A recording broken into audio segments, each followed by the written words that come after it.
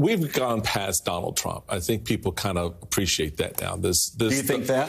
Well, let me explain how. Yeah. I'm now looking at where the party leadership is trying to move itself. That small fraction of the party still has political, financial, and other sway and control over the leadership. Yeah. Marjorie Taylor Greene will be the most powerful speaker of the House because she will have the opportunity to control what comes out of Kevin's mouth around the things that matter to that small cadre. You're saying she's going to be speaker?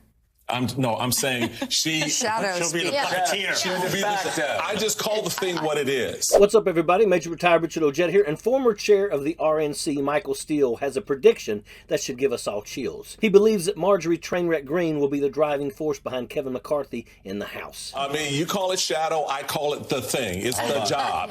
Because when you can't make that separation. Yeah. When she is you're dragging her to your events and you're propping up and you're telling her, not only are we going to put you back in committee, we're going to give you a powerful leadership role. This makes a lot of sense, honestly. If you've been paying attention in the last 2 years, Marjorie Greene is the loudest mouth and is the most vocal about the most absurd things. So she will receive the most media attention, just like Trump. And that is a strategy by those that are staunch MAGA Republicans. They will replicate the behavior and tantrums of Donald Trump because their base loves it. So obviously we have the Republicans winning back control barely of the House. One of the things that Kevin McCarthy has said is that he's going to strip you of your position on the House Intelligence Committee.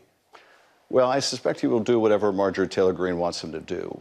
He's a very weak leader of his conference, meaning that he will adhere to the wishes of the lowest common denominator. And if that lowest common denominator wants to remove people from committees, that's what they'll do. It's going to be chaos with a Republican leadership. And sadly, the kind of the crazy caucus has grown among the Republicans. Many Republicans who won primaries in deeply red districts are coming to Congress, like the Marjorie Taylor Greenes and the Paul Gosars. McCarthy isn't the firebrand that the MAGA cult is bloodthirsty for. They are looking for personalities that mirror Donald Trump. Now, the question is, what happens when all these people rise to power without Trump looking over their shoulders? Do you think they'll continue to stand beside him or slowly start to make their own name out of the mess that he left, just to throw him under the bus later? We all know that Donald Trump would do that to all of these people in a heartbeat. But what about his most loyal subjects? Will they still sing his praises when they have their own position and ability to influence without being attached to his name? And if they do turn on him, if the entire Republican Party just splits, I think we can all be sure that Donald Trump would run as an independent and take the entire party down with him in 2024. That's just a prediction, but I know it's on the minds of all of these folks. The more pressing matter is that Marjorie the Trainwreck Greene will more than likely have her committee seats back and never be held accountable again unless she crosses a line like Kanye West. She'll keep introducing articles of impeachment,